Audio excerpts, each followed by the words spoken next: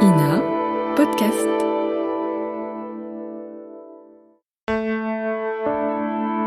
Ina Podcast.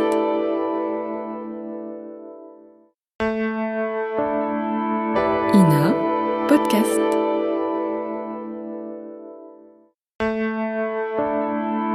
Ina Podcast.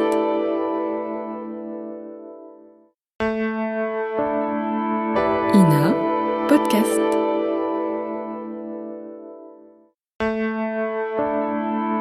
Ina Podcast.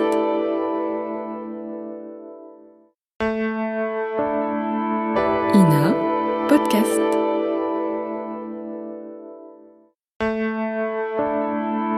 Ina Podcast.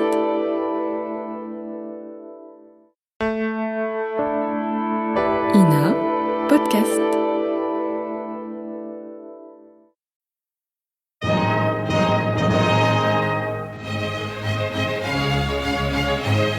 Bon baiser de partout.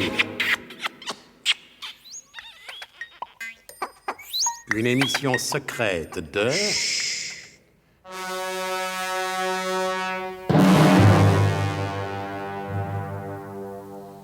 Donc, cette fois-ci, plus de discussion. Le colonel de Guerlas a bien fait la preuve que rien n'était impossible au SDUC. Après un entraînement rapide, deux agents, Gédéon Burnemauve et Albert Tunoulet, se sont envolés dans le cosmos à la recherche du satellite artificiel, à bord duquel se trouve le révérend père Podmurge et le professeur Slalom Jérémy Ménerlache. Cette première spatiale française a été tenue rigoureusement secrète pour des raisons dont l'évidence n'échappera pas aux plus distraits de nos auditeurs. La première partie de l'opération s'est déroulée selon le plan mis au point par l'ingénieur en chef Léon Paslam, c'est-à-dire que la fusée s'est élevée verticalement vers le ciel.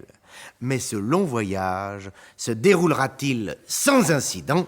Pour le savoir, rejoignons le colonel à la salle de contrôle.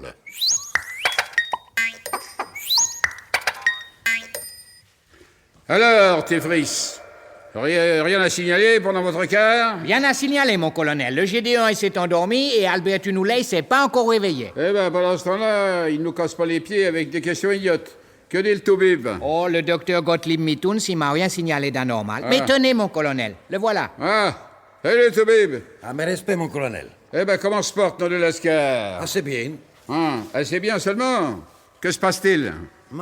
L'époux, la tension de l'agent Tunoulet sont parfaits. Ouais. Mais l'agent Burnemauve est plus agité. Ah oui. Parfois, il parle dans son sommeil. Vous voyez, Téfris, je vous avais bien recommandé de ne pas trop forcer sur le rhum. Oh, vous savez très bien, mon colonel, que si je l'avais pas obligé à boire un petit coup, le GD1, il serait jamais monté là-haut, avec la frousse qu'il avait. Oh, un froussard comme ça, j'avais encore jamais vu ça. L'astronautique est une science nouvelle dont la pratique présente parfois de réels dangers. Pas avec une fusée mise au point par Léon Paslam. Ah, là, vous étiez là, monsieur l'ingénieur en chef. À moins d'une défaillance humaine toujours possible, mon matériel conduira vos deux agents au terme de leur mission. Le ciel vous entende, mon cher Paslam. Faudrait qu'il soit sourd pour ne pas m'entendre. Ah! Mon colonel, Qu'y a-t-il, Toubib? la courbe des Gédéon Burnemauve fait encore des siennes. Alors bon. Il est très, très agité, ce garçon. Ça m'étonnerait pas qu'il recommence à parler. Branchez-le au haut-parleur, Tifris. C'est fait, mon colonel.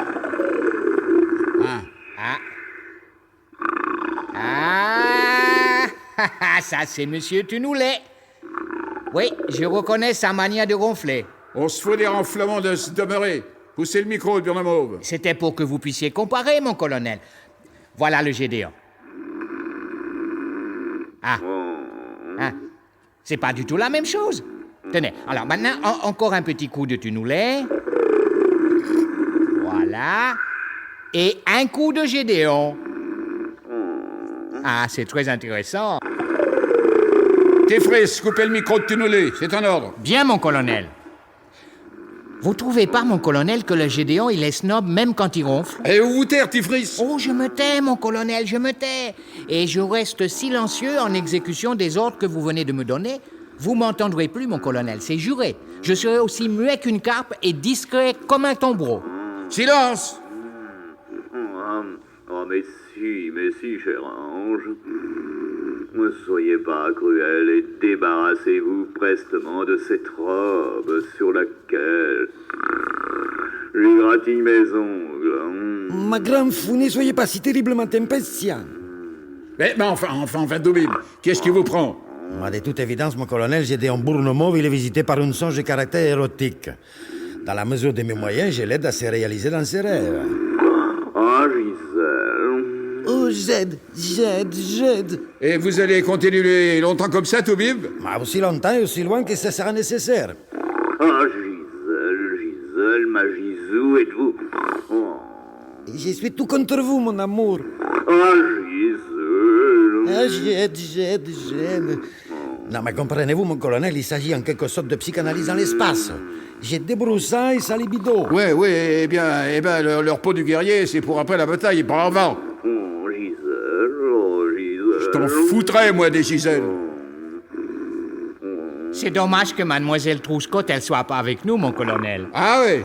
Vous avez trouvé ça tout seul, adjudant? Je parle pour la vraisemblance, mon colonel. Ouais. Parce que le docteur Gottlieb Mithuns, malgré toute sa bonne volonté, il n'a pas une voix qu'on peut prendre facilement pour celle d'une femme. Alors, des fois que par la suite, la libido du Gédéon, elle soit toute tordue.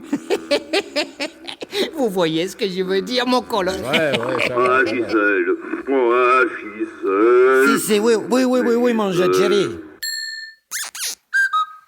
Bon, pour aussi passionnante qu'elle soit sur le plan scientifique, l'expérience du docteur Gottlieb Mithuns ne peut pas être transmise intégralement à l'heure de grande écoute à laquelle passe ce feuilleton. Ah oui?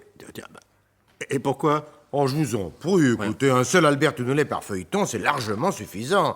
Bon, alors, retrouvons le colonel quelques heures plus tard.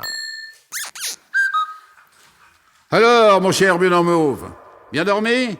Comme un petit enfant. Ah ouais, un drôle d'enfant tout de même. Je ne comprends pas, mon Ne colonel. faites pas l'enfant, il n'y a rien à comprendre. Dans ce cas, voulez-vous que je vous passe Albert Tunoulet? Il est réveillé? Mais oui, mon colonel, je suis réveillé. Le temps ne vous semble pas trop long? D'ailleurs, vous savez, mon colonel, ici ou ailleurs... Et il fallait la passivité d'Albert Tunoulet pour ne pas trouver le temps long, car il l'était terriblement. Tu trouves pas, Raphaël, que même pour ceux qui restent à terre, le temps y semble vastement long? Officiel, Zul, qu'il est vastement long. T'as raison, Raphaël.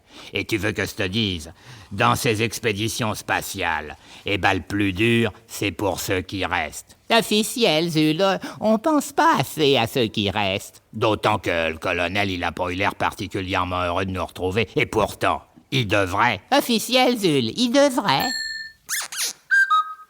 Mais au même moment où se tenait cette intéressante conversation, dans la salle de contrôle, l'atmosphère était tendue. Mauve, je ne vous entends plus. Mauve, allons, répondez. On peut pas causer tout le temps, mon colonel. On sait plus quoi dire à force. Et que fait le Mauve? Il en avait marre de causer, mon colonel. Il a débranché son micro. Mais tout va bien à bord? Du moment que je vous le dis, mon colonel... Oui, justement, ça ne me suffit pas. Ne vous inquiétez pas, mon colonel, tout va bien. Tout se déroule exactement selon les plans prévus. Tout, absolument tout. Ah, oui, un instant, mon colonel.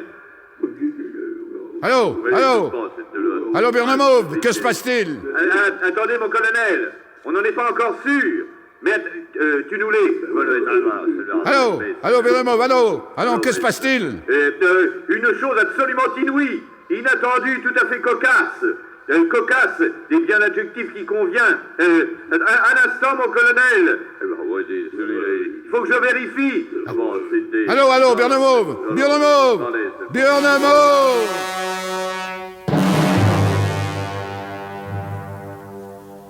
Mais Gédéon Bournemauve ne répondait plus. Quelle est cette chose inouïe, inattendue et absolument cocasse dont parlait Gédéon Bournemauve? Sous peine de voir disparaître à tout jamais la célèbre deux chevaux de l'espace et de voir ce feuilleton tourner court, il faudra bien que nous l'apprenions au cours des prochains épisodes. Alors, un conseil utile et judicieux, ne les manquez pas. C'était Bon baiser de partout. Une émission secrète de... Pierre Dac et Louis Rognoni. Décryptage et mise en code, Jean-Wilfried Garrett.